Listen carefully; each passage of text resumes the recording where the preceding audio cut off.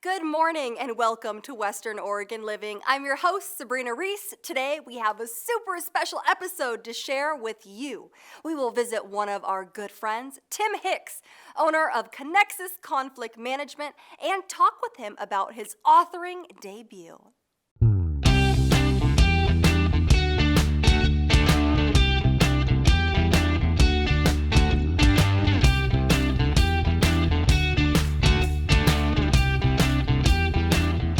The title of the book is Last Stop Before Tomorrow, and I did the research as I was writing it.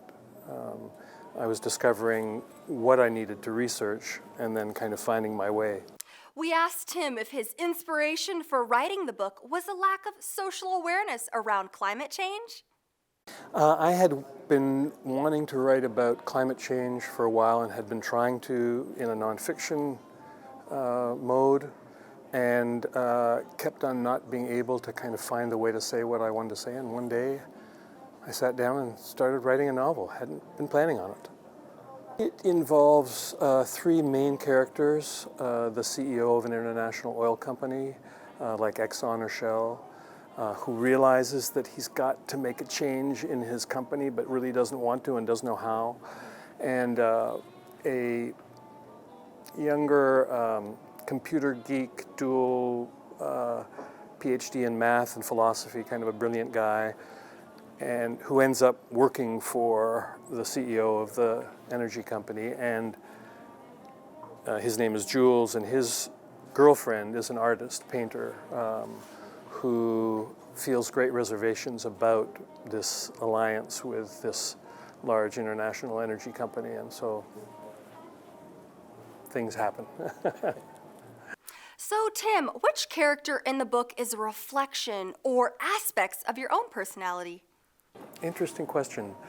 I've got to admit that the computer geek, although I'm not a computer geek, but the dual philosopher, dual PhD in philosophy and math, Jules, that character, has parts of me, yeah, for sure. Originally, when I was wanting to write about climate change in the nonfiction mode, what I was wanting to accomplish, and it is what I hope comes out of this book, is helping people kind of see this unprecedented and very difficult circumstance of climate change, see it in the context of our history, and a little bit more compassionate recognition of climate change being part of a bigger story that has to do with our technology, our tool making, our coming out of the caves, and our creativity.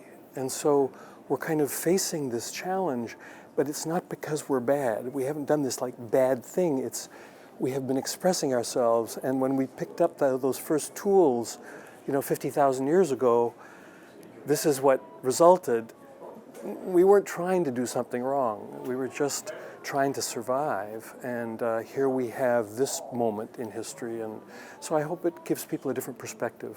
Yeah, and we have such an ambivalent relationship to technology. So some of the myths in the book, two of the figures are Prometheus and Pandora.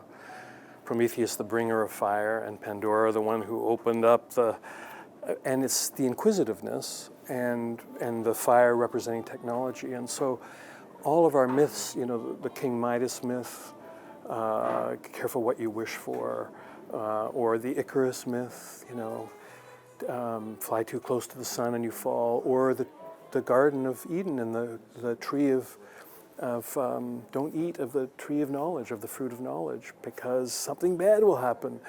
And technology is that. It's our exploration into how things work and how we can be more comfortable and safe, and yet, so we're very attracted to it creatively, but we're also aware that there's some problems. Yeah. Today we're at the book signing, but where else can we purchase your book? There's a website for the book, laststopbeforetomorrow.com. You can buy it anywhere you buy your books. At your local bookstore, they'll order it for you. Certainly Amazon. It's available in ebook. It's available in paper. Yeah. Thanks so much, Tim, for having us, and much success with your book.